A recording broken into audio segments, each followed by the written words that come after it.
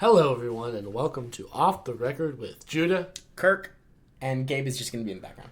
Gabe is just going to be in the background for this one because he only watched two and a half of the episodes. Yeah, and we're going to be going over the first 5 episodes of Strange New World Season 2. So about the first half, exactly the first half of the second season. So it took us a little while to watch all these, but if I'm remembering correctly, I did enjoy this first half of this season more than I did the first season. Yeah. So we'll start getting into them. Okay, hold up. Number 1, we have I Can't See the Title. Oh, I can't either. My headphones are in the way. Yeah, his headphones are in the way. The Broken Circle. The Broken Circle. So if I'm remembering correctly, this is the one where they go to the planet. Yeah.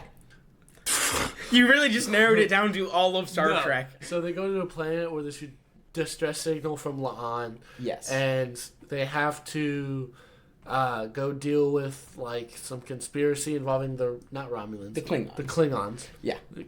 And we get like some moments with M'Benga and Chapel about the war, and they both get superpower steroid things and fight people. I remember that scene. Yeah, it was a good scene. It was a good scene. Yeah. It's a good episode. They weren't really the main focus. I kind of forgot who the main focus was. So the setup of the episode is actually, this is a Let's Steal the Enterprise type episode.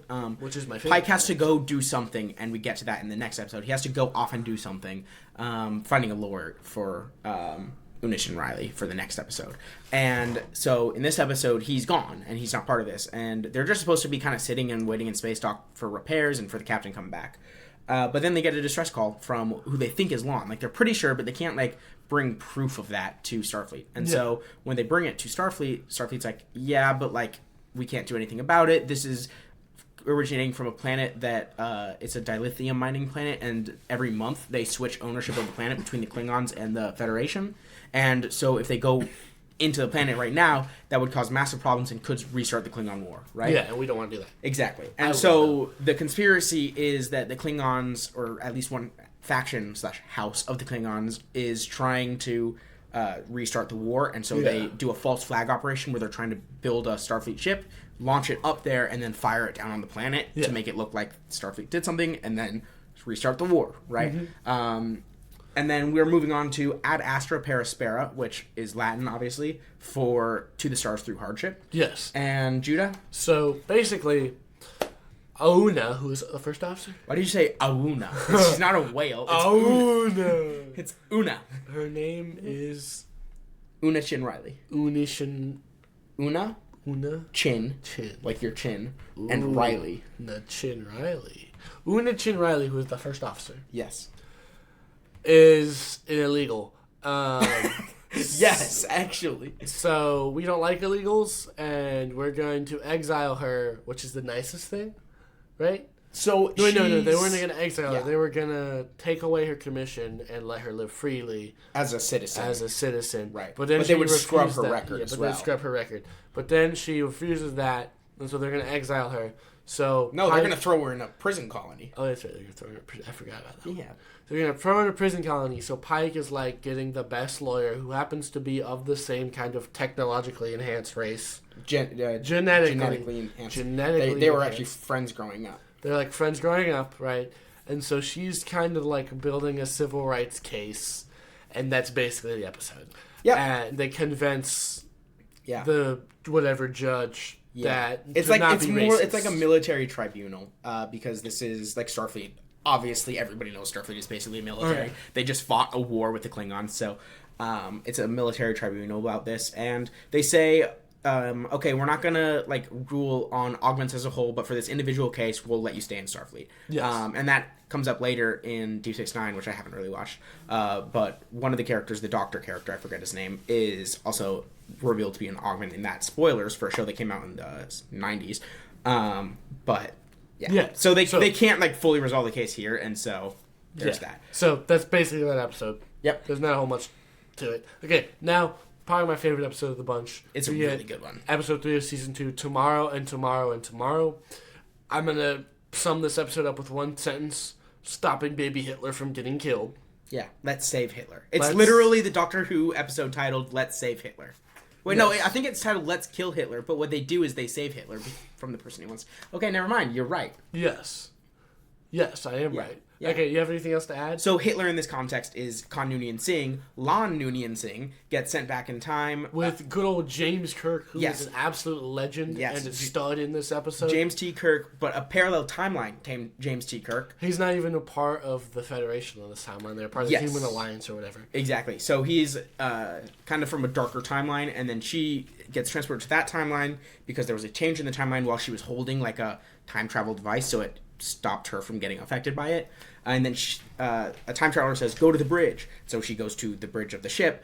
Later, they realize actually it was the bridge in Ontario that was just open. It got blown up. It's a Romulan conspiracy to set back the Federation because if the Federation isn't formed, then the Romulans would basically take over the quadrant.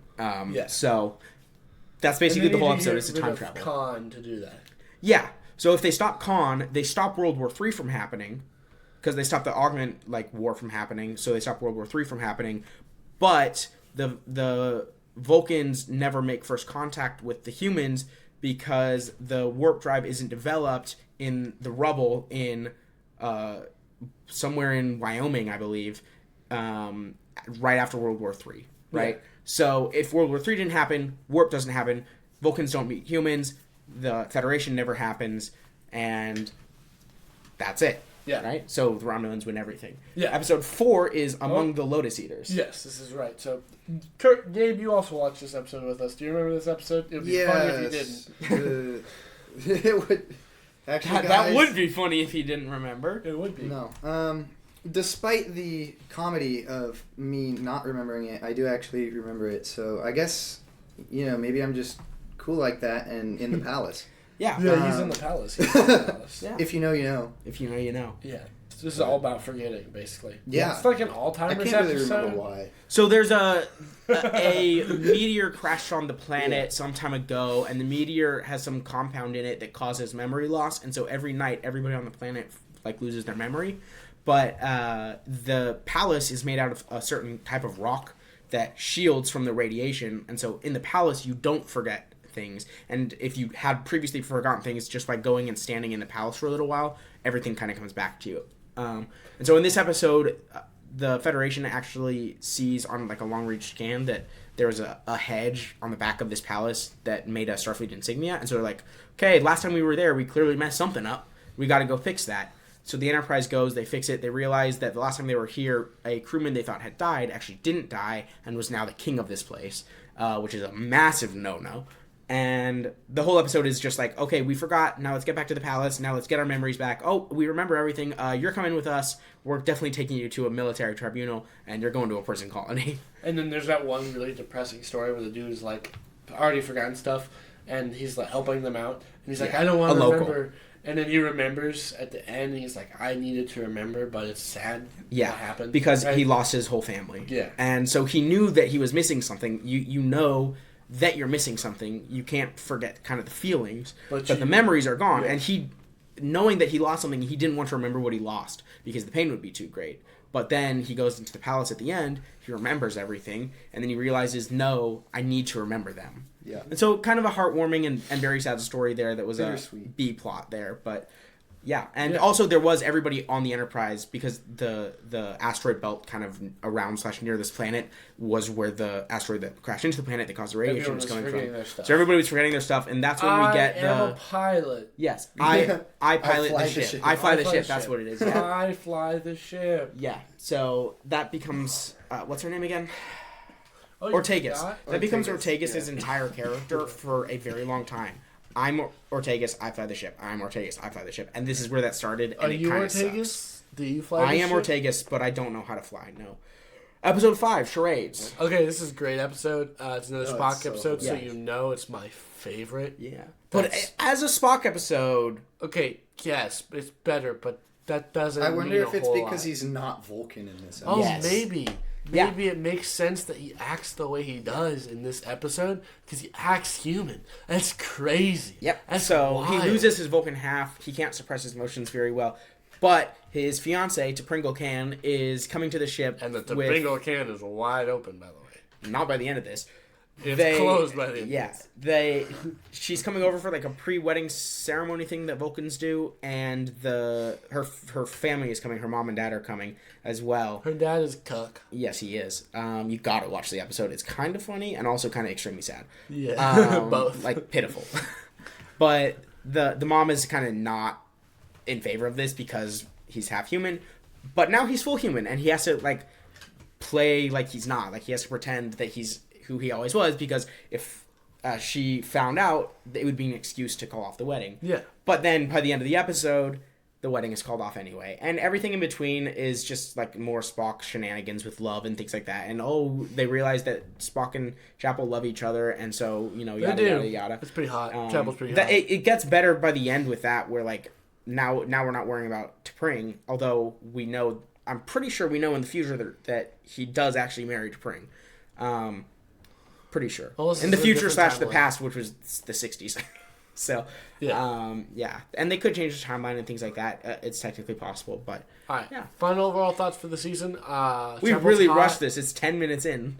Chapel's hot. In Vegas, probably still the best character. He definitely is. The one episode that Kirk is in is great, so I can't wait for the chair to happen.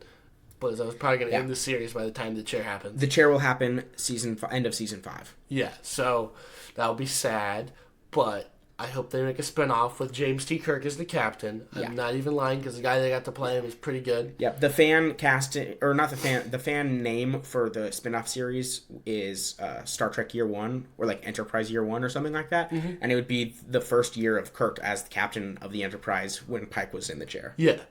The chair. The chair. You have any thoughts, Gabe? It was definitely interesting, and not what I expected. Took a kind of new approach to the traditional Star Trek episode. Shenanigans happen, but it's like new shenanigans. It's not just different shenanigans. Yeah, it's like we always have a time travel episode, but this was interesting because it's like the Vulcans are trying to delay history. It's not just like, we have to go back in time and fix a mistake or a problem or something like that. It's like, what did I say? Vulcans. Oh. They're basically the same. Well, they literally are the same thing. So yeah, it's they take kind of the same tropes, but they do different things with them. Yeah. Yeah. All right, you have any thoughts? I gave my thoughts, did I not? Episode ranking time. So I think number 3 is the best. Agreed. Okay, so do you agree? You only watched half of it. Yeah, I can't really... Yeah. We'll leave Gabe out of this one. We'll leave Gabe out of this one. Of the two that I watched entirely, episode 4 is better than episode 5. Okay. That's accurate. So 3? 3, 4, 1, 2, 5. I would say 3, definitely, obviously the best so far. I'd say 5, 1, 4, 2. So kind of jumping around a little bit there. I honestly might mix like 5 and 1 up. The Broken Circle and Charades are kind of equal for me. They're not. I like them both. Ad Astra Per Aspera is a really good episode, but it's also just like a courtroom episode. And it's not even like following proper, like I know it's not like supposed to be proper modern court like rules and regulations and things, but like it should be very similar. And a lot of that was just like not even close. It was focused a lot more on the storytelling and the message versus, what a courtroom drama episode would actually be like. And so it's not that it's a really bad episode, but meh.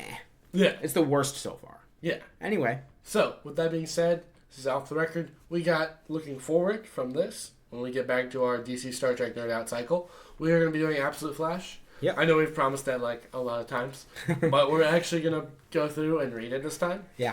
So assuming we don't get delayed by 2 weeks again. Yeah, which should probably not happen since we double recorded. Exactly. If you watch the DCKO number 2 episode, you will know that. Yeah. Crazy. This is literally we are 15 minutes after the last second of recording of that episode right now. So this is true. We are back to back. So which reminds me, I didn't in this episode say remember. To like, subscribe, ring the bell, comment. Even if you don't have anything to say, leave a comment. Let us know what you think about these as well. We would really be interested. Is Tomorrow and Tomorrow and Tomorrow your favorite episode as well? I would expect it is for most people, but I also could be very wrong. Yeah, you could Charades. Yeah. You could just hate Kirk and think his opinions are invalid. Yeah, and also And we Kirk wanna know that. in the show. And that get Kirk us in to know the that. show. Because is a I terrible want to character. know. Yeah, exactly. So let us know any possible thought you have about this. Even if it's you guys don't know what you're talking about, please shut the hell up. Yes. We would love to hear that too. We We would. won't stop, but we will like to hear it. Exactly. Yeah. So, with that being said, do we have any other thoughts? No. All right. Good morning, good evening, and good night. God bless. Bye. Bye-bye. Bye.